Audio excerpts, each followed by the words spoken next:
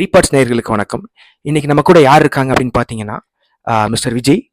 விஜய் வந்து Coimbatore based entrepreneur.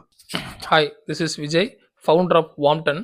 Men's அண்டர்வியர்க்காக நாங்கள் ஒரு ஸ்பெஷலிஸ்ட்டாக ஒரு பிராண்ட் ஒன்று வச்சுருக்கோம்.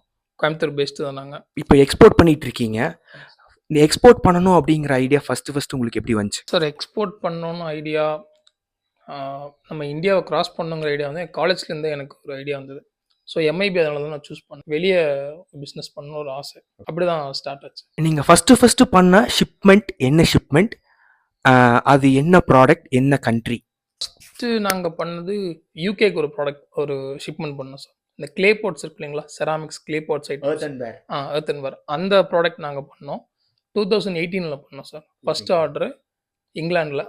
உங்களை மாதிரி ஒரு வெல்விஷர், ஒரு ஃப்ரெண்டோட அவர் மூலியமாக கிடைச்சது அந்த ஆர்டர். இது வரைக்கும் எக்ஸ்போர்ட்டில் நீங்கள் வந்து என்கவுண்டர் பண்ண ரொம்ப டஃபஸ்ட் திங் எது? ஒரு சேஃபர் சைடு தான் நாங்கள் ப்ளே பண்ணுவோம். ஒரு ஆஃப் ஆஃப் த அட்வான்ஸ் வாங்கிடுவோம். வாங்கிட்டு அதுக்கப்புறம் தான் நாங்கள் ப்ராடக்ட் ஷிப்மெண்ட் பண்ணுவோம். ஸோ நாங்கள் ஒரு சேஃப் சைடு தான் கோல் போடுறோம். பெருசாக ரிஸ்க் எடுத்ததும் நாங்கள் பண்ணுறதில்ல, ஆனால் சேஃப் சைடில் தான் நாங்கள் பண்ணிகிட்டு இருக்கோம். இந்த ஷிப்பிங் ப்ராசஸில் டொமஸ்டிக் பிஸ்னஸ்க்கும் எக்ஸ்போர்ட் பிஸ்னஸ்க்கும் என்ன டிஃப்ரெண்ட்? சார், டொமஸ்டிக்ல வந்து உங்களுக்கு டாக்குமெண்டேஷன் நிறைய இருக்குது. நம்ம வந்து கண்ட்ரி கிராஸ் பண்ணுறனால என்ன பொருள் பண்ணுறோம், அது வந்துட்டு ஒரு லீகலான ப்ராடக்டாக இல்லையா, அதுக்கான டாக்குமெண்டேஷன் நம்ம வந்து கஸ்டம்ஸ்க்கு சப்மிட் பண்ணணும். அந்த ஒரு கஸ்டம்ஸுக்கு கொடுப்பாங்க. அவங்க அது வந்துட்டு everything is fine or not அப்படிங்கிறத பார்த்துட்டு கிளியர் பண்ணி அவங்க அதை இம்போர்ட் பண்ணுவாங்க. பெரிய வித்தியாசம் இல்லை, டாக்குமெண்டேஷன் தான் சார் வித்தியாசம். ஏன்னா நீங்கள் ஒரு பொருள் அவங்களுக்கு அமுச்சிட்டு ரிட்டன் வந்து நீங்கள் ரொம்ப ஈஸியாக வாங்கி அதை கொடுங்க நாங்கள் மாற்றி தரோன்னு சொல்ல முடியாது.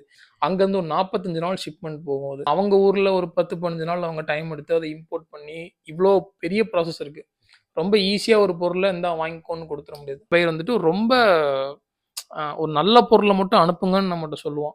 ரிட்டன் கிடையாதுங்கிறனால நான் சொல்கிறேன். பட் பொருளை ரொம்ப தரம் பிரித்து கிளாசிஃபைட் பண்ணி நீங்கள் அனுப்புகிற மாதிரி இருக்கும். இந்த மாதிரி எக்ஸ்போர்ட்டட் ரிலேட்டடான கண்டென்ட்க்கு ரீபார்ட்ஸ் பேஜை ஃபாலோ பண்ணுங்கள், போஸ்ட்டை லைக் பண்ணுங்கள் அண்ட் ஷேர் பண்ணுங்கள். தேங்க்யூ.